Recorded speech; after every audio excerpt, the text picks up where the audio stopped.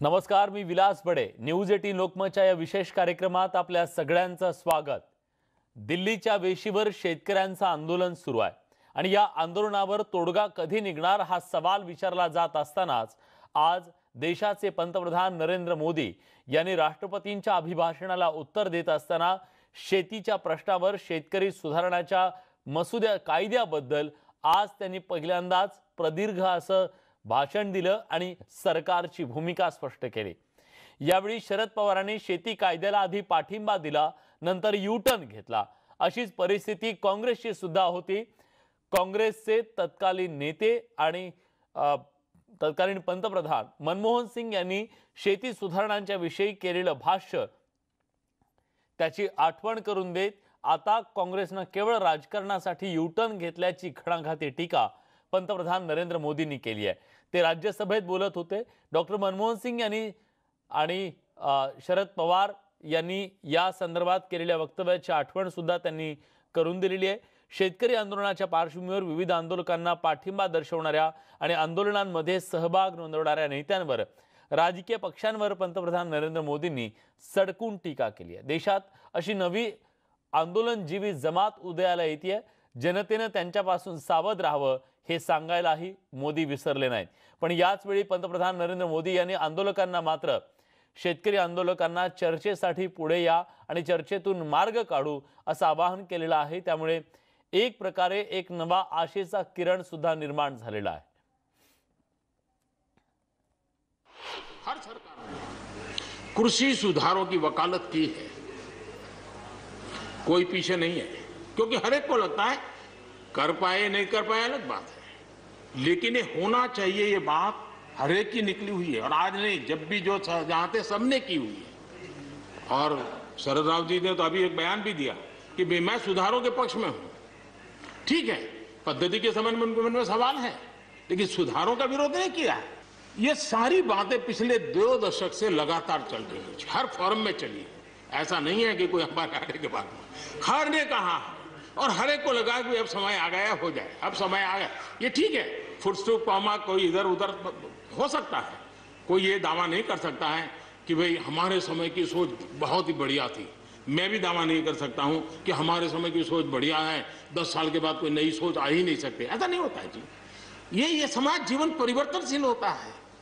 आज के समय हमें जो ठीक लगा चलो चले, आगे सुधार करेंगे, नई चीजों को जोड़ेंगे. यही तो प्रगति का रास्ता होता है जी.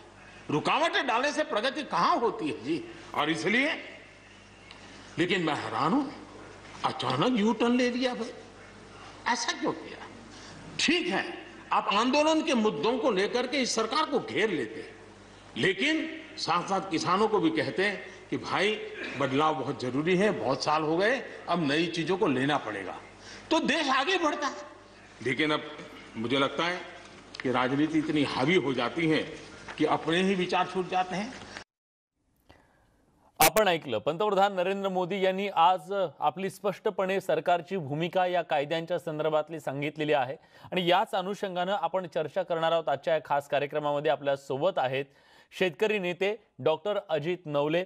नवले सर, स्वागत आहे तुमचं. आपल्या सोबत काँग्रेसचे प्रवक्ते अरुण सावंत सुद्धा जोडले गेलेले आहेत. अरुणजी, तुमचं सुद्धा स्वागत. आणि काही वेळातच आपल्या सोबत जोडले जाणार आहेत भाजपचे प्रवक्ते राम कदम.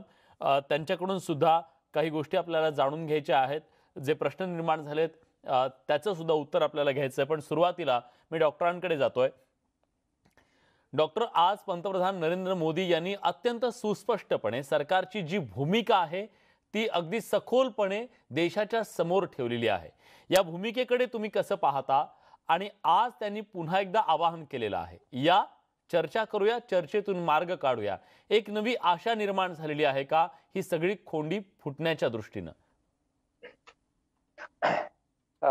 देशाचे पंतप्रधान आदरणीय नरेंद्र मोदी यांच्या भाषण कौशल्याबद्दल आणि सादरीकरणाबद्दल कुणाच्याही मनामध्ये दुमत नाही. ते खूप छानपणाने त्यांचं जे म्हणणं आहे ते मांडतात आणि एक असा व्यवस्थितपणाने वातावरण निर्माण करण्याची अत्यंत उत्तम कला ही त्यांच्यामध्ये आहे की त्यांच्या मनातलं जे आहे ते खरं आहे अशा प्रकारचा एक परसेप्शन तयार करण्यामध्ये ते नेहमीच यशस्वी होतात. आज सुद्धा त्यांचं भाषण वक्तृत्व आणि परसेप्शन निर्माण करण्याची कला ही पुन्हा एकदा त्यांनी सिद्ध केलेली आहे. प्रश्न त्यांच्या त्या परसेप्शन तयार करण्याच्या कलेचा नाही, प्रश्न आहे त्यांच्या आणि त्यांच्या सरकारच्या मनात नक्की काय आहे आणि काय कारणांमुळे शेतकरी आज अस्वस्थ आहेत.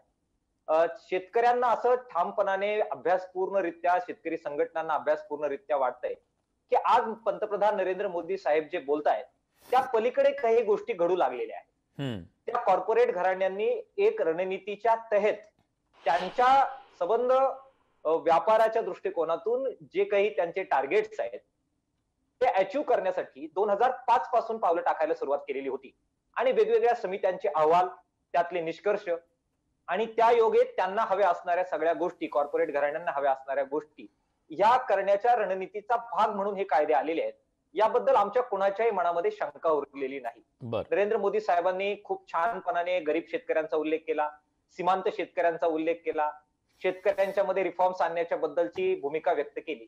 मात्र आमचा जो मूळ आक्षेप आहे की या योगे या 3 कायद्यांच्या निमित्ताने कॉर्पोरेट घराणे हे शेतीचं उत्पादन, शेतीमालाचं उत्पादन, शेतीमालाची साठवणूक, व्यापार, शेतीमालाची प्रक्रिया या संबंध क्षेत्रावर आपली मुक्तेदारी किंवा पकड निर्माण करू पाहत आहे आणि ती त्यांना करता यावी यासाठीच हे कायदे आणलेले आहेत. यावर एकही शब्दाचं भाष्य हे माननीय नरेंद्र मोदी साहेबांनी केलेलं नाही. मला वाटतं हे फार सूचक आहे. आपण जे म्हणालात की यामुळे कोंडी फुटायला मदत होईल का, तर मला असं वाटतं की नरेंद्र मोदी साहेबांनी यापूर्वी सुद्धा चर्चेचं खूप वेळा आश्वासन दिलेलं आहे आणि खूप वेळा चर्चेचं आवाहन केलेलं आहे. चर्चेचं स्वागतच आहे, आम्ही चर्चा करायला तयार आहोत. परंतु चर्चा ही प्रपोजलवर होत असते. काय प्रपोजल आहे चर्चेचं, तर मागच्या वेळी त्यांनी हा कायदा 1.5 वर्षासाठी स्थगित करण्याचा प्रपोजल दिलेला होता. परंतु आमचं सगळ्यात महत्वाचं म्हणणं जे महाराष्ट्राच्या शेतकऱ्यांसाठी अत्यंत महत्वाचं आहे ते आहे शेतकऱ्यांना आधार भावाचं किमान कायदेशीर संरक्षण. ते आधार भावाची योजना चालू राहील असं म्हणतायत, पण आधार भावाचं कायदेशीर संरक्षण शेतकऱ्यांना देऊ याच्याबद्दल एक शब्द बोलायला तयार नाही. त्यामुळे चर्चेचा आव्हानाचं स्वागतच, आम्ही चर्चेला तयार आहोत. त्यांनी आणखीन एक पाऊल पुढे जावं आणि शेतकऱ्यांना किमान जगता येईल इतकी मिनिमम, अत्यंत ज्याला आपण म्हणतो की न्यूनतम अशा प्रकारचं किमान मूल्य शेतकऱ्यांना मिळेल यासाठी कायदा करण्याच्या बद्दल एखादा शब्द नरेंद्र मोदी साहेबांनी प्रपोजलच्या रूपात शेतकऱ्यांच्या समोर ठेवावा. आम्ही खूप मनपूर्वक त्या प्रपोजलचं स्वागत करू.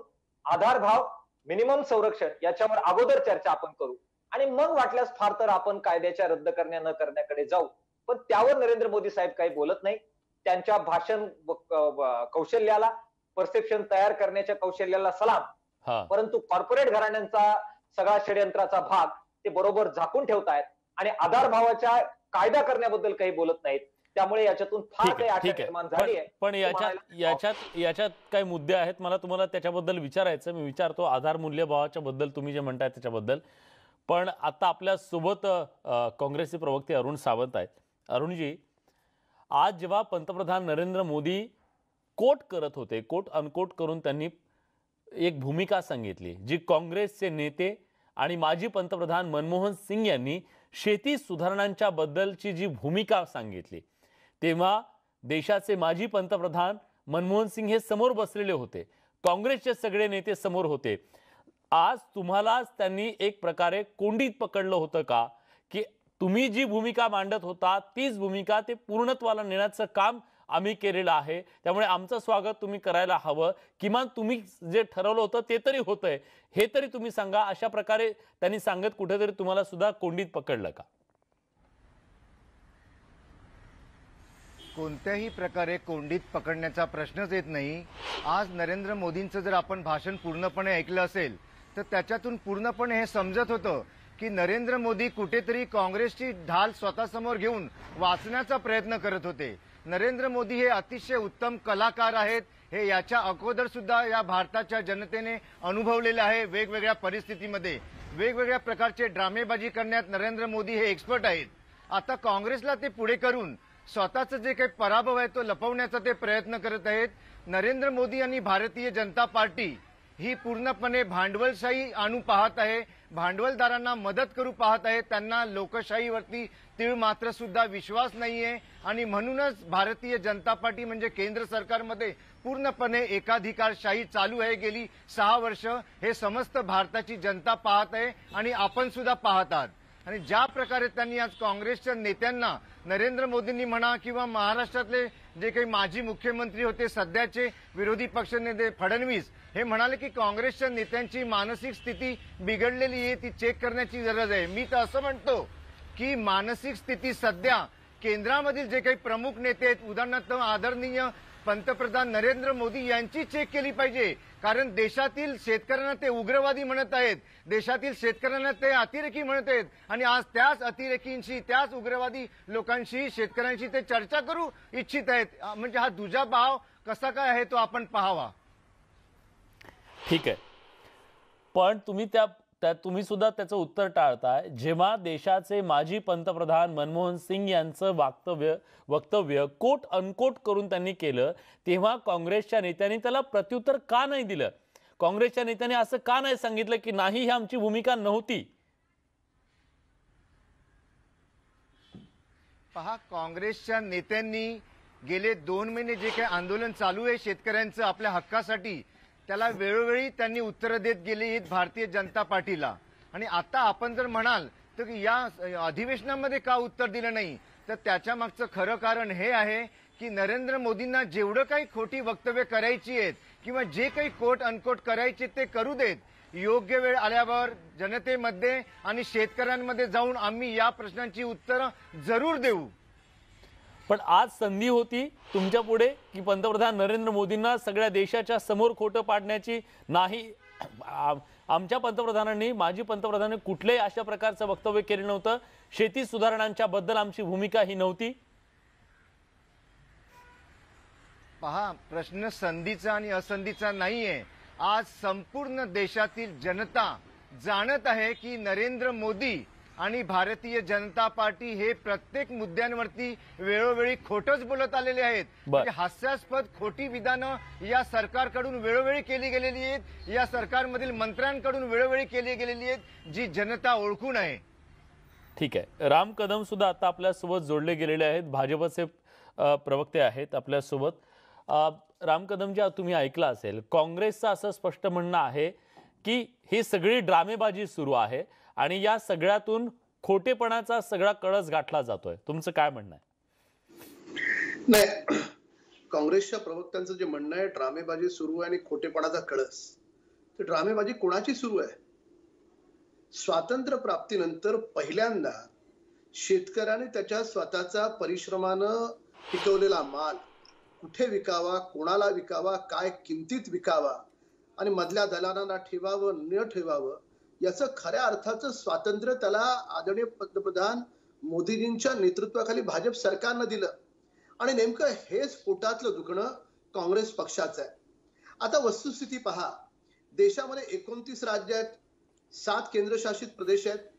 पंजाबचा काही भाग आणि हरियाणाचा काही भाग सोडला तर देशभरामध्ये फक्त पुढाऱ्यांचा विरोध आहे, पण शेतकऱ्यांनी या नवीन कायद्याचं स्वागत केलंय. कायदा काय म्हणतो? जर शेतकऱ्याचं उत्पन्न दुप्पट किंवा तिप्पट वाढत असेल तर काँग्रेसला दुःख किंवा अडचणीचं कारण काय, हा आमचा पहिला सवाल. त्यांची अडचण ही आहे की जर ते दुप्पट किंवा तिप्पट उत्पन्न झालं तर 2024च्या निवडणुकीला आता काँग्रेसची काय स्थिती आहे आपण जाणता आहात, तर त्यावेळेस ती औषधाला देखील उरायची नाही, हा पहिला मुद्दा. दुसरा मुद्दा की जेव्हा हे सत्तेत असतात तेव्हा ज्या भूमिका मांडतात त्या भूमिका योग्य आहेत, पण सत्ता गेल्याच्या नंतर ती स्वतःच मांडलेली भूमिका नाही, ही आमची भूमिका नव्हती. कागदावर लिहिलेलं आहे. पंतप्रधान त्यावेळेचे मनमोहन सिंग जी त्यांनी भूमिका मांडली, जी आदरणीय मोदीजींनी आज सभागृहात वाचून दाखवली, जे सन्माननीय शरद पवारांनी सर्व देशातल्या मुख्यमंत्र्यांना पत्र लिहिलं आणि पत्रामध्ये जो मजकूर होता, म्हणजे कृषी मंत्री असताना शरद पवारांची भूमिका जी आता मोदीजींची भूमिका, आमच्या सरकारची भूमिका तीच भूमिका आहे. पण आता विरोधात आहे तर मोदीजींनी घेतलेली भूमिका कशी चुकीची असं काँग्रेसला किंवा राष्ट्रवादीला मांडता येणार नाही. जे हिताचं आहे त्याला विरोधाला विरोध म्हणून आपल्याला विरोध करता येणार नाही. हा दुसरा भाग. आणि तिसरा सगळ्यात महत्वाचा भाग या ठिकाणी असा आहे, हा बदनाम बदनाम नोटंकी. अहो मी आज ट्विट केलं, आपण ट्विट पहा विलासजी. आपण हा यांनी काय केलं, यांनी जे देशाच्या बाजूने उभे राहिलेत, देशभक्तीच्या बाजूने उभे राहिलेत आणि परदेशात बसून आपल्या देशाला जे बदनाम करतायत शेतकरी आंदोलनाच्या नावानं, त्यांच्या विरोधात आमच्या लता दिदींनी आवाज उचलला, आमच्या सचिन तेंडुलकरनी आवाज उचलला.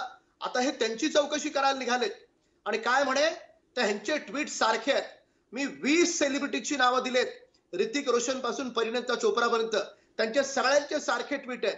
आता महाराष्ट्राचं हे काँग्रेसचं सरकार त्यांची चौकशी करणार आहे का? नाही. त्यांचे जावई लागतात, त्यांची चौकशी करणार नाही. म्हणजे देवी देवतांना शिव्या घाला, हे सरकार गप्प. पण देशभक्तीचं लता दिदींनी ट्विट केलं तर हे काँग्रेस आणि या सरकारला झोमतं.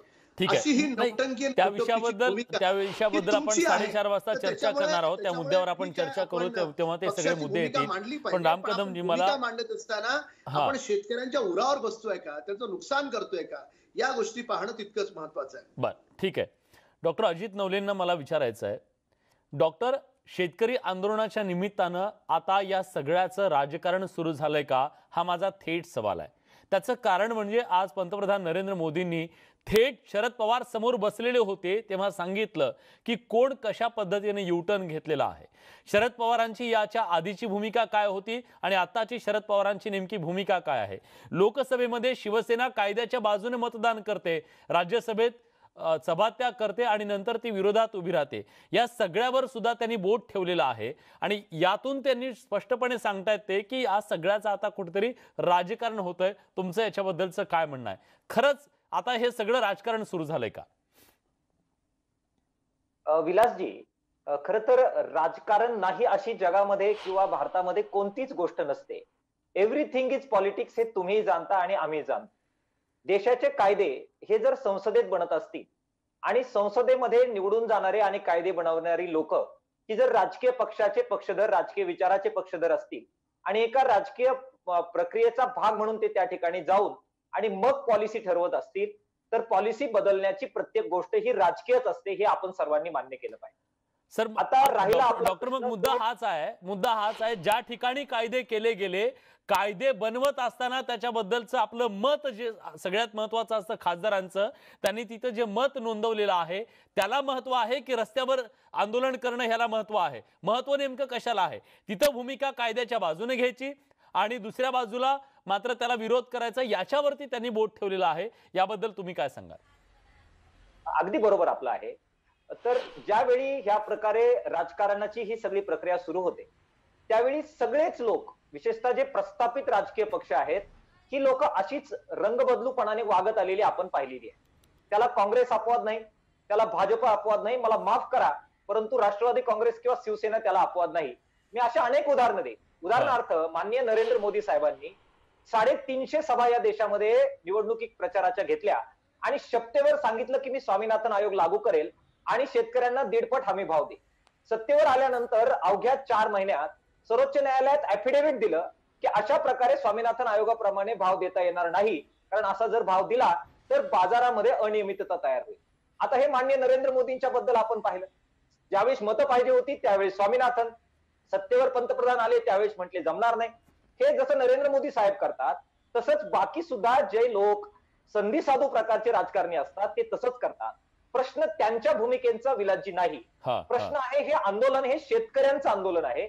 शेतकरी संघटना ते चालवत आहेत आणि शेतकरी संघटनांच्या भूमिका, अगदी किसान सभेची सुद्धा आपण जरूर चिकित्सा करा. अगदी स्वातंत्र्य मिळाल्यापासून आतापर्यंतचे आमचे सगळे दस्तावेज पहा, त्याच्यामध्ये तुम्हाला धोरणात्मकरित्या अशा कोलांटुड्या कुठेही दिसणार नाही. अगदी आपण उत्तर भारतामधल्या शेतकरी संघटना जरी पाहिल्या तरी त्यांच्या सुद्धा मांडणीमध्ये तुम्हाला ह्या कोलांटुड्या दिसणार नाही. त्यामुळे राजकीय पक्षांना हे मान्यच करावं लागेल की शेतकऱ्यांचा आवाज बनून भारतीय किसान सभेने खूप महत्वाचे बदल आतापर्यंत या राजकीय नेत्यांकडून करून घेतलेले आहेत. पण आताची जी भूमिका आहे शेतकरी नेत्यांची, ती भूमिका अडेलतट्टूपणाची आहे का, असा सवाल सुद्धा निर्माण होतोय. जी मागणी केली जाते की 3 क्विंटल गहू इज इक्वल टू 1 तोळे सोना, सोनं इतकी त्याला किंमत दिली जावी, अशा प्रकारच्या मागण्या जेव्हा समोर येतात तेव्हा प्रश्न पडतो की मग यावर ही कोंडी नेमकी कशी फुटणार आहे. त्याच्याबद्दल मला तुम्हाला विचारायचं. एका छोट्याशा ब्रेक नंतर कुठे जाऊ नका, पहा फक्त न्यूज 18 लोकमत.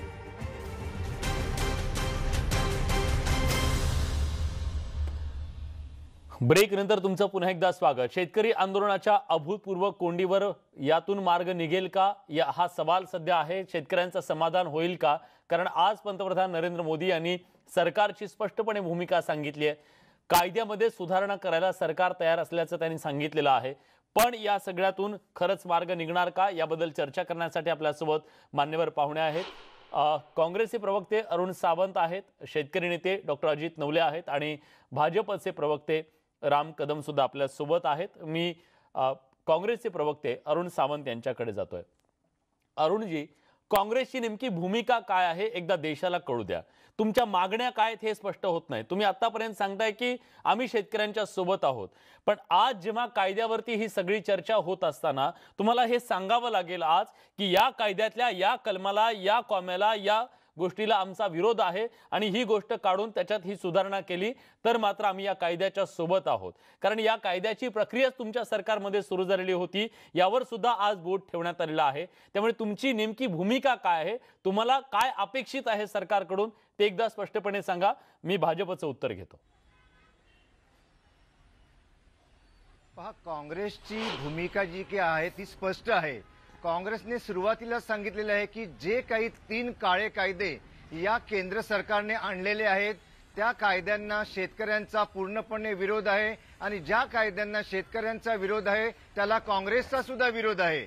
उदाहरण जर द्यायचं झालं तर सरकार असं म्हणतंय की आम्ही एमएसपी कुठे बंद केलेलं आहे, परंतु छुप्या मार्गाने सरकारने ती एमएसपी बंद केलेली आहे आणि म्हणूनच आम्ही सुरुवातीपासून त्याला विरोध करत आहोत. दुसरी गोष्ट म्हणजे सरकार एका साईडला कॉर्पोरेटसाठी योग्य वाटेल अशी भूमिका घेते. अरुणजी, या कायद्यांची सुरुवात कुणाच्या सरकारच्या काळात झालेली होती? तुमच्या सरकारच्या काळात या कायद्याची कायदा निर्मितीची सुरुवात झाली होती की नाही? सुरुवात जरूर काँग्रेसच्या कालावधीत झाली होती, परंतु काँग्रेसने ज्याप्रमाणे आता भारतीय जनता पार्टीने या कायद्यांचं स्वरूप ठेवलेलं आहे त्याप्रमाणे आम्ही आणलेले नव्हते. काय बदल हवाय तुम्हाला? कुठली गोष्ट अशी आहे की ती आम्हाला बदलायची?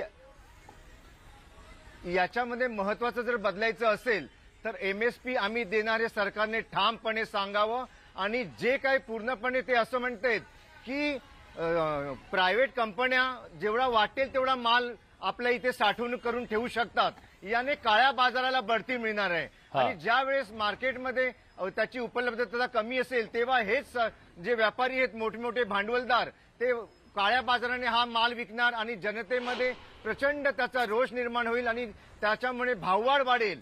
मग कायद्यात सुधारणा करून ही बाब सुधारली जाऊ शकते का? कायद्यात सुधारणा करून हे शक्य आहे का? शकते ना, शक्य आहे ना. सरकारने मग तुमची मागणी कायद्यात सुधारणा आहे की कायदे रद्द करा? आमच्यामध्ये कायद्यामध्ये सुधारणा म्हणजे कशी? ज्याप्रमाणे आज भारतीय जनता पार्टी खोटं गाजर दाखवून कायद्यामध्ये सुधारणा करू इच्छिते तसा बदल आम्हाला नकोय. बर, ठीक आहे. मला डॉक्टरांना विचारायचं आहे, डॉक्टर, आता शेतकरी नेत्यांकडून सुद्धा ज्या मागण्या केल्या जात आहेत त्या अवास्तव नाहीत का वाटत? किंवा कायदेच पूर्णपणे रद्द करा, आम्हाला त्याच्यामध्ये कुठल्याही प्रकारची सुधारणा नको, आम्हाला 16 ते 18 हजार रुपये क्विंटल गव्हाला भाव द्या म्हणणं, ह्या अशा प्रकारच्या मागण्या जर समोर येत असतील त्याच्यावरती शेतकरी नेते जर अडून बसले तर मग कोंडी फुटणार कशी? सर्वप्रथम मी आधार भावाच्या बद्दलच्या प्रश्नाचं उत्तर देईन. विलासजी, किसान सभा किंवा किसान संयुक्त मोर्चाने कधीही अवास्तव आधार भावाची मागणी केलेली नाही. आम्ही काय मागतोय? आम्ही म्हणतोय एसएमपी जी सरकारने ठरवलेली आहे, म्हणजे मिनिमम सपोर्ट प्राइस, जे अत्यंत न्यूनतम आहे. न्यूनतम किती? तर आमचा उत्पादन खर्च निघून आमचं कुटुंब कसं बस जिवंत राहील इतका तरी भावाची हमी, कायदेशीर हमी आम्हाला द्या. बघा, आम्ही आमचं उत्पन्न दुप्पट करण्याची मागणी जर लावून धरली तर आपल्याला एमएसपी वर भागून चालणार नाही.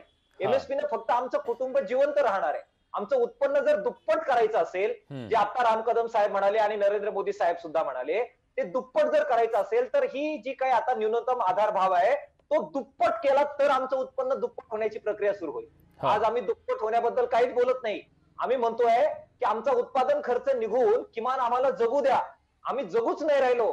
4-5 लाख शेतकऱ्यांनी आज देशामध्ये आत्महत्या केल्या आणि देशामध्ये एकही शेतकऱ्याचं कुटुंब जे मध्यम कुटुंब आहे ते तुम्हाला कर्जबाजारी नाही असं सापडणार नाही.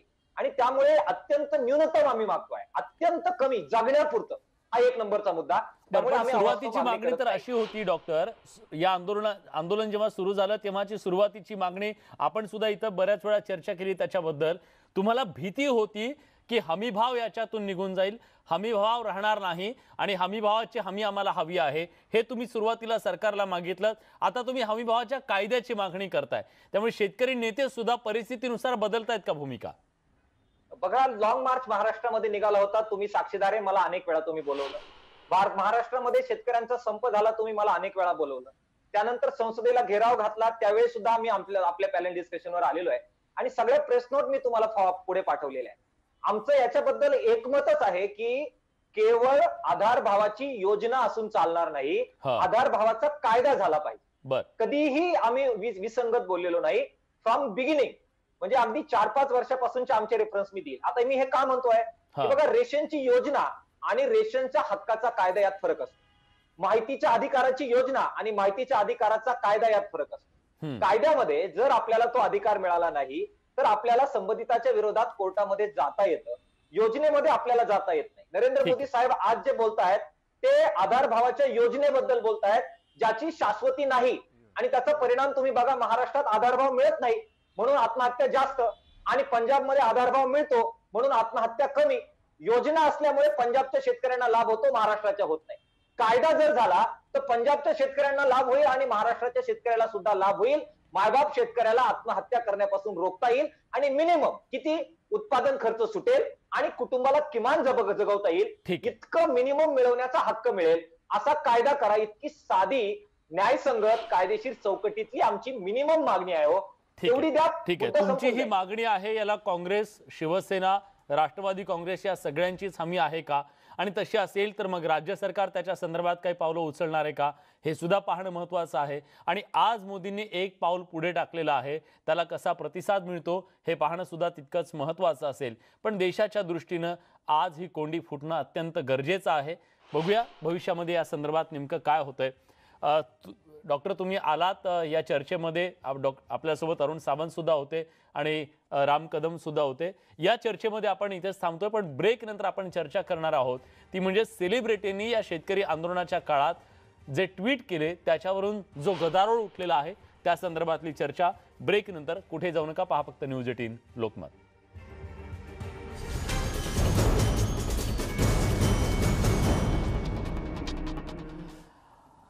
नमस्कार, मी विलास बडे. न्यूज 18 लोकमतच्या भारत रत्नांवर संशय का या विशेष कार्यक्रमात आपलं स्वागत. शेतकरी आंदोलनाच्या दरम्यान रिहानाच्या ट्विट नंतर अनेक सेलिब्रिटी रिहानावर अक्षरशः तुटून पडले. हा देश, या देशाचे प्रश्न आम्ही सोडवू हे त्यांनी स्पष्टपणे सांगितलं. बाहेरच्या शक्तींनी इथं हस्तक्षेप करण्याचं कारण नाही हेही त्यांनी आपल्या या ट्विटच्या माध्यमातून बजावलं. मात्र कलाकार आणि खेळाडूंनी घेतलेल्या या भूमिकेबाबत नेमका कुणाचा दबाव होता याची चौकशी करण्याची मागणी काँग्रेसचे प्रवक्ते सचिन सावंत यांनी गृहमंत्री अनिल देशमुखांकडे केली आहे. त्या संदर्भात चौकशी करू असं आश्वासन सुद्धा देशमुखांनी दिल्याचं सावंत म्हणाले.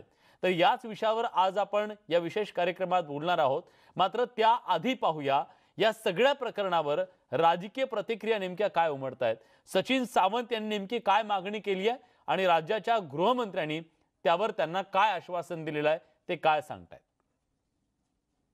काही ट्विट आंतरराष्ट्रीय पातळीच्या स्पोर्ट्स स्टार आणि पॉपस्टार कडनं आलेले आहेत, सेलिब्रिटीज कडनं आलेले आहेत आणि त्याच्या विरोधामध्ये एक फार मोठ्या प्रमाणामध्ये एक आंदोलनाचीच भूमिका केंद्र सरकारने घेतली. जी अपेक्षा नव्हती. अपेक्षा ही आहे की कोणी व्यक्ती ट्विट केलं त्याची काही दखल घेण्याची गरज नाही. देशाने ट्विट केलं तर त्याची दखल घेतली जाते. परंतु त्यानंतर काही सेलिब्रिटीजना ट्विट करायला भाग पाडलं गेलेलं आहे, ही वस्तुस्थिती आहे. आणि असं असताना ज्या वेळेला त्या ट्विटचा अनालिसिस केला, आम्ही विश्लेषण केलं, तेव्हा अनेक त्याच्यामध्ये शब्द समान होते. अक्षय कुमार आणि सायना नेहवाल यांचं ट्विट तर एकच त्या ठिकाणी भाषा आहे, जसं सयामी जुळे असतात तशा पद्धतीचं. तिसरं सुनील शेट्टीने जे ट्विट केलं त्याच्यामध्ये भारतीय जनता पक्षाच्या पदाधिकाऱ्याला टॅग केलेला आहे हितेश जैन नावाच्या. त्यामुळे भाजपच्या इशाऱ्यावरती, भाजपच्या दबावाखाली, मोदी सरकारच्या दबावाखाली हे ट्विट करायला भाग पाडलं गेलं का याची चौकशी झाली पाहिजे, कारण अत्यंत गंभीर मुद्दा आहे.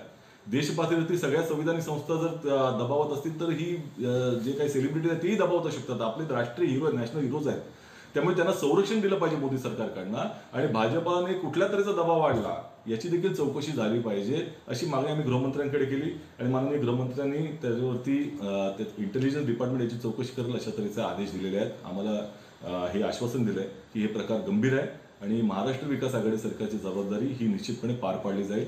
अशा मोठ्या जे राष्ट्रीय हिरोज आहेत त्यांना जर संरक्षण पुरवायची व्यवस्था करायची असेल तर ती देखील दिली जाईल. सचिन तेंडुलकरने जे ट्विट केलं त्याच्यावरती मग शरद पवार असतील किंवा अन्य नेते असतील यांना आपत्ती काय हे खरंच न समजण्याचं. राज ठाकरे, हो ना, शरद पवार असतील, राज ठाकरे असतील, यांना का आपत्ती कळत नाही. मुळामध्ये असं आहे की त्यांनी ट्विट काय केलं होतं की या देशाच्या सार्वभौमत्वाबद्दल कुणीही आक्षेप घेता कामा नये अशा आशयाचं ते ट्विट होतं. आता त्याच्याबद्दल लगेच माननीय शरद पवार म्हणतात की त्यांनी खेळाच्या व्यतिरिक्त अन्य बाबीवर बोलू नये. मग या ज्या इंटरनॅशनल सेलिब्रिटी आहेत, ज्या भारताच्या शेतकऱ्यांच्याबद्दल ट्विट किंवा त्या शेती कायद्याबद्दल ट्विट करत आहेत, त्या भारतात कधी शेती करायला आल्या का? त्या बारामतीमध्ये शेती करत होत्या. त्यामुळे मला असं वाटतं की देशाच्या एकता आणि अखंडतेबद्दल सचिनने ट्विट केलं, त्याच्याबद्दल इतकी आपत्ती घेण्याचं काहीच कारण नाही. मैं नहीं मानती हूँ इंडिविजुअल अकाउंट्स को करेंगे. हमें ये जानना बहुत ज़रूरी है कि क्या ये सिंक्रोनाइज्ड कैंपेन था, और सिंक्रोनाइज्ड कैंपेन जब होता है तो उसमें कहीं तरीके का, जब फ्रीडम ऑफ स्पीच का हम हवाला देते हैं, कहीं फोर्स्ड स्पीच के एलिमेंट्स तो नहीं थे, क्योंकि ये ट्रांसपेरेंसी जनता के बीच में आना ज़रूरी है. दीज आर सेलिब्रिटीज़ जिनकी वर्ल्ड वाइड फॉलोइंग है. तो अगर किसी तरीके का दबाव डालकर उनके ह्यूमन राइट्स वायलेशन हो रहे हैं, जहाँ पे फोर्स किया जा रहा है, वो जानना भी बहुत ज़रूरी है. तेव्हा आपण बघतोय की काँग्रेसने आक्रमक भूमिका घेतलेली आहे. जे ट्विट झाले त्याच्याबद्दलचे आणि त्याचमुळे भारतरत्नांवर संशय घेतला जातोय का, हा सवाल आहे. आपल्यासोबत या चर्चेमध्ये सहभागी होण्यासाठी आहेत भाजपचे प्रवक्ते आमदार राम कदम. आपल्यासोबत या चर्चेमध्ये सहभागी होण्यासाठी काँग्रेसकडून मान्यवर पाहुणे जोडले गेलेले आहेत. त्यांच्याकडून सुद्धा जाणून घेऊया. अरुण सावंत आपल्यासोबत काँग्रेसचे प्रवक्ते आहेत. सुरुवातीला मी आमदार राम कदम यांच्याकडे जातोय. राम कदमजी, देशाच्या संदर्भात जे ट्विट केले गेले होते भारतरत्नांकडून, त्यांची आता चौकशी करण्याचा जर सरकार निर्णय घेत असेल तर याबद्दलची तुमची भूमिका नेमकी काय असणार आहे? तुम्ही याच्याकडे कसं पाहता? आता काँग्रेसच्या नेत्यांनी जी भूमिका मांडली की काही सेलिब्रिटीजचं 2 लोकांची नावं दिली की त्यांचं ट्विट सारखं आहे, शब्द सारखे आहेत. आता मी तुम्हाला 20 नावं देतो, तुम्ही माझं ट्विटर पहा. त्या 20 पेक्षा अधिक सेलिब्रिटीजचा अगदी म्हणजे ज्याला आपण कॉमा आणि फुल स्टॉप म्हणतो त्या गोष्टींपासून, शब्दांपासून सगळं काही सारखं आहे. नावं सांगतो तुम्हाला. ऋतिक रोशन, परिणीती चोप्रा, फरहान अख्तर, अनुराग कश्यप, सोनम आहूजा, रोहिणी सिंग, सागरिका घोष, सिद्धार्थ, ज्योति यादव, साक्षी, स्वरा भास्कर, अभिसार शर्मा, रवीश कुमार, आरफा खमून, सायमा, वरुण चौधरी, अशी अनेक लोक आहेत. अली, फजल अली, अशी अनेक लोक आहेत. मी माझ्या ट्विटरवर त्यांचे सगळ्यांचे ट्विट स्क्रीनशॉट घेऊन टाकलेले आहेत. आपण जरूर दाखवा महाराष्ट्राच्या जनतेला की त्यांना काँग्रेसचा खोटेपणा कळू दे. अरे या वयामध्ये तुम्ही लता दीदीवर आणि आमच्या सचिन तेंडुलकरवर तुम्ही कारवाई कराल. आता दुसऱ्या ठिकाणी म्हणतात नाही आम्ही लता दीदीवर कारवाई नाही करत. जेव्हा आम्ही आक्रमक झालो म्हणे आम्ही त्यांच्या ट्विटवर कारवाई करणार. अरे ट्विट कोणाचं आहे? लता दीदींचं ट्विट आहे ना. आणि काय ट्विट आहे? लता दीदी, सचिन तेंडुलकर, अक्षय कुमार एवढंच म्हणतात की जेव्हा परदेशामध्ये बसून जर आपल्या देशाला कोणी बदनाम करत असेल तर ही वेळ देशानं एकता दाखवण्याची आहे. कोणता अपराध आहे ट्विटमध्ये? काय चुकीचं म्हटलंय लता दीदींनी? काय चुकीचं म्हटलंय सचिननी? पण महाराष्ट्र सरकार आणि काँग्रेसचे नेते परदेशातल्या लोकांचं समर्थन आणि त्यांचे प्रवक्ते असल्यासारखे वागतात. अरे पक्ष म्हणून तुमचा विरोध मी समजू शकतो, विचारांची लढाई मी समजू शकतो, पण जेव्हा देशाला कोणी बदनाम करत असेल तेव्हा संपूर्ण देशाने पक्षाच्या पेक्षा मोठा हा देश आहे असं समजून एकत्र आलं पाहिजे. पण दुर्दैवानं काँग्रेस, ज्या लता दीदी आमच्या मानाचा तुरा आहे, सचिन आमच्या मानाचा तुरा आहे, त्यांच्यावर कारवाई करण्याची भाषा बोलताय. हा लता दीदींचा, सचिन तेंडुलकरचा नव्हे, संपूर्ण महाराष्ट्राचा अपमान आहे. हात जोडून काँग्रेसच्या नेत्यांनी आणि महाराष्ट्राच्या सरकारने लता दीदी, सचिन तेंडुलकर, अक्षय कुमार आणि अखंड महाराष्ट्राची ताबडतोब माफी मागत हा तुगलकी निर्णय मागे घ्यावा. ठीक आहे. अरुणजी, तुम्ही नेमकी कशाची चौकशी करणार आहात एकदा महाराष्ट्राला कळू द्या. कुणाची चौकशी करणार आहात? केवळ त्या दिवशी त्यांच्या विरोधात ट्विट करणाऱ्यांची, त्या पॉपस्टारच्या विरोधात ट्विट करणाऱ्यांची चौकशी करणार आहात की सरकारच्या विरोधात ज्यांनी ट्विट केले त्यांची सुद्धा चौकशी करणार आहात? पहिली गोष्ट म्हणजे महाराष्ट्रातील जनतेला मी हे सांगू इच्छितो की महाराष्ट्रातील महाविकास आघाडी सरकार जे काय आहे याने कधी असं म्हटलेलं नाही किंवा महाराष्ट्राच्या काँग्रेसच्या किंवा कुठल्याही प्रवक्त्याने असं म्हटलेलं नाही की लता दीदी आणि सचिनजी यांची आम्ही चौकशी करणार आहोत. असं वाक्य म्हटलं गेलंय की हे जे काही ट्विट्स केले गेले आहेत ते ट्विट्स खरे आहेत की खोटे आहेत याची आम्ही चौकशी करणार आहोत. कारण याच भारतीय जनता पार्टीने, आपल्यास माहित असेल, समस्त महाराष्ट्राला माहित आहे की याच्या अगोदर यांनी एक मोहीम चालवली होती. 80 लाख यांनी अशी बोगस ट्विटर्स उघडली होती, ट्विटर हँडल उघडले होते की ज्याच्यामध्ये यांचीच टीम बसायची आणि ट्विट करायची जी काँग्रेसच्या विरोधात असायची, महाराष्ट्राच्या सरकारच्या विरोधात असायची. तसा काही प्रकार आहे का याची चौकशी केली जाणार आहे. पण जर ते त्यांचे ट्विट नसतील तर त्यांनी सांगितलं असतं ना की हे आमचे ट्विट नाहीयेत, आमच्या ट्विटर हँडलवरून दुसरंच कोणीतरी केलेलं आहे म्हणून. पण त्यांनी त्याच्याबद्दलचं कुठलाही असं आक्षेप घेतलेला नाहीये. याचा अर्थ त्यांचं जे म्हणणं आहे ते त्यांनी मांडलेलं आहे. बरं, आक्षेप काय आहे? त्या ट्विट मधल्या कुठल्या शब्दाला तुमचा आक्षेप आहे? सचिन तेंडुलकर आणि लता मंगेशकर यांनी केलेल्या ट्विट मधल्या कुठल्या शब्दाला तुमचा आक्षेप आहे? पहा, हे सध्या जर आपण पाहाल तर केंद्र सरकार मार्फत अनेक ट्विटर्स हँडल्स वरती बंधनं आणली जात आहेत, बंद केली जात आहेत. म्हणजे या सरकारच्या विरोधात जर काही जनतेमधील कोणी व्यक्ती काही बोलली, एखादा सेलिब्रिटी बोलला म्हणा, एखादा पत्रकार बोलला म्हणा, तर त्यांचे ट्विटर हँडल बंद केले जात आहेत, त्यांच्यावरती गुन्हे दाखल केले जात आहेत, FIR दाखल केले जात आहेत. सर, माझा थेट साधा सरळ प्रश्न आहे, लता मंगेशकर आणि सचिन तेंडुलकर या दोघांनी केलेल्या ट्विट मधल्या कुठल्या शब्दावर तुमचा आक्षेप आहे? कुठल्या शब्दाची तुम्हाला चौकशी करायची? कुठला शब्द विचारण्यापेक्षा हे पूर्ण वाक्य जे काही त्यांनी ट्विटरवरती टाकलेलं आहे हे आणि अनेकांचे ट्विट्स जे समान आलेले आहेत, याच्या मागे काही भारतीय जनता पार्टीचं कट कारस्थान आहे का याची चौकशी केली जाणार आहे. त्याला तुमचा आक्षेप का एवढा? भारतीय जनता पार्टीला त्याचा आक्षेप का?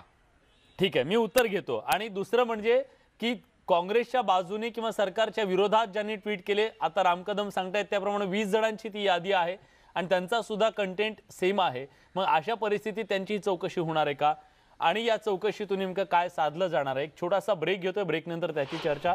कुठे जाऊ नका, पहा फक्त न्यूज 18 लोकमत.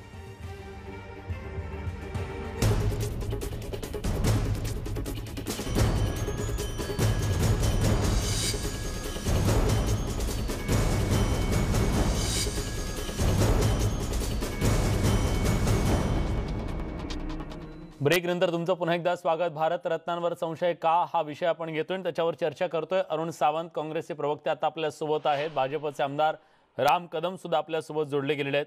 अरुण सावंत यांना एक मला साधा प्रश्न विचारायचा आहे.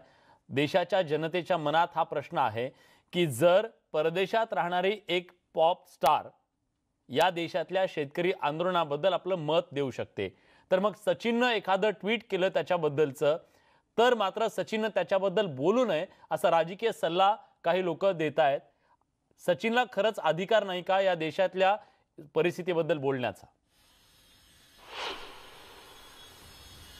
या देशामध्ये राहणाऱ्या प्रत्येक व्यक्तीला, मग तो सचिन असो किंवा अजून कोणी असो, पूर्णपणे बोलण्याचा अधिकार आहे. फक्त शरद पवार साहेबांनी सचिन तेंडुलकर यांच्याबद्दल जे वक्तव्य केलं होतं ते त्यांना एक वडिलकीच्या नात्याने सल्ला दिला होता की आपण जेव्हा आपलं क्षेत्र सोडून दुसऱ्या क्षेत्रावर बोलू इच्छिता तेव्हा थोडासा अभ्यास करून बोलावा, हाच तो सल्ला होता. त्यांनी त्याला बोलू नये असं बंधन टाकलं नव्हतं. सर, मी सचिन तेंडुलकर यांचं ट्विट वाचून दाखवतो. सचिन तेंडुलकर आपल्या ट्विट मध्ये म्हणतायत, भारताच्या सार्वभौमत्वाशी तडजोड केली जाऊ शकत नाही. बाह्य शक्ती प्रेक्षक असू शकतात परंतु सहभागी होऊ शकत नाहीत. भारतीयांना भारत माहित आहे, त्यांनी भारतासाठी निर्णय घ्यावा. चला एक राष्ट्र म्हणून एकजूट होऊया. काय विचार करून बोलणं अपेक्षित होतं? काय बोलू नये असं अपेक्षित होतं? अतिशय योग्य ट्विट आहे ते, त्याच्याबद्दल वाद नाही. परंतु मी आपणास अजून एक प्रश्न विचारतो आणि सचिनजींना सुद्धा हा माझा प्रश्न असेल की ज्याप्रमाणे ट्रम्प यांच्याबद्दल भारतीय जनता पार्टी किंवा नरेंद्र मोदी यांनी सुद्धा ट्विट केलं होतं, नमस्ते ट्रम्प वगैरे, त्यावेळेस ते चालत होतं. मग जर एखाद्या बाहेरच्या व्यक्तीने शेतकऱ्यांना जर सहानुभूती म्हणून जर त्यांना सपोर्ट केला तर ते का चालू नये? त्याच्यामध्ये एवढं गैर काय होतं? सचिनजींना सुद्धा ते असं खटकलं? ठीक आहे, राम कदमजी तुमचं काय म्हणणं आहे? आता या ठिकाणी स्वतः काँग्रेसचे नेते, प्रवक्ता ही एक जबाबदार व्यक्ती असते, ते स्वतः म्हणतात सचिनचं ट्विट योग्य आहे. मग चौकशी कसली करताय? जर ट्विट योग्य आहे असं जर तुमचं म्हणणं या ठिकाणी एका मोठ्या चॅनलवर महाराष्ट्र पाहतो आहे त्या चॅनलवर असेल तर मग चौकशी कसली करताय? दमबाजी करताय चौकशी नावाखाली? काय करताय? काय लता दीदींचं ट्विट तुमचं म्हणणं आहे चुकीचं आहे. आणि दिवसा ढवळ्या तुम्हाला स्वप्न कुठून पडतात या महाराष्ट्राच्या सरकारला आणि काँग्रेस पक्षाला? कुणी तक्रार दिली आहे? कुणी आलंय तुमच्याकडे तक्रार द्यायला की होय आमचं जे ट्विट आहे आमचं व्हेरीफाईड अकाउंट आहे आणि कुणीतरी भलत्याने हॅक केलं अकाउंट? कुणी ते केले तक्रार? नाही केले. उलट पक्षी या सगळ्यांनी मान्य केलंय की हो आम्ही ट्विट केलंय. अहो ते काय भाजपला समर्थन देत नाहीत, ते देश म्हणून एकतेचं प्रदर्शन पूर्ण विश्वाला दाखवूया असं सांगतायत.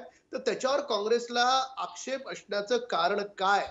आणि तुम्ही लता दीदींचं एका ठिकाणी म्हणता नाही आम्ही लता दीदींची चौकशी नाही करत, नाही आम्ही सचिनची नाही करत, त्यांच्या ट्विटची करतोय. अरे ट्विट कोणाचं आहे? त्यांचंच आहे ना. या वयात तुम्ही लता दीदींची चौकशी कराल? त्या तांडवच्या संदर्भात 4 दिवस तुम्हाला लागले. देवी देवतांना शिव्या घातल्या होत्या ज्यांची आम्ही पूजा करतो, त्यांच्यावर तुम्ही 4 दिवसाच्या नंतर FIR दाखल केलात, अजूनपर्यंत कारवाई नाही. म्हणजे देवांना शिव्या घाला, कारवाई नाही. सचिन तेंडुलकर, लता मंगेशकर, भारतीयांनी एकत्र या असं म्हटलं तर दोघांवर कारवाई. काय लावलंय काय तुम्ही? म्हणजे लोकांच्या घरावर तुम्ही बुलडोजर फिरवाल, लता दीदींचा या वयात आवाज दाबाल. सचिन तेंडुलकर भारतरत्न आमच्या हृदयामध्ये आहे, महाराष्ट्राच्या मानाचा तुरा आहे, त्याला अशा पद्धतीने अपमानित कराल? ताबडतोब या महाराष्ट्राच्या सरकारनं आणि काँग्रेस पक्षानं लता दीदी, सचिन तेंडुलकर, अक्षय कुमार यांची हात जोडून गुडघे टेकून माफी मागावी. समस्त आता या सगळ्या मुद्द्यावरून खरं तर सत्ताधारी आणि विरोधक आक्रमक झालेले आहेत. पण सचिन तेंडुलकर आणि लता मंगेशकर यांच्यासारखे भारतरत्न जेव्हा एखादी भूमिका मांडतात तेव्हा त्याच्यावर संशय व्यक्त करून त्याची चौकशी करणं हे खरोखरच त्यांच्यावर प्रेम करणाऱ्या प्रत्येक भारतीयाला रुचेल का, पटेल का, हा सवाल आहे. सरकारला यातून नेमकं काय साधायचंय हा सुद्धा सवाल आहे. याची चर्चा होत राहील, दावे प्रतिदावे होत राहतील, पण या चौकशीतून नेमकं काय समोर येतं हे पाहणं सुद्धा तितकंच महत्त्वाचं असेल. या चर्चेमध्ये आपण सहभागी झालात त्याबद्दल तुमच्या सगळ्यांचे मनापासून आभार. या विशेष कार्यक्रमात आपण इथेच थांबतोय. ताज्या घडामोडींसाठी बघत रहा न्यूज 18 लोकमत.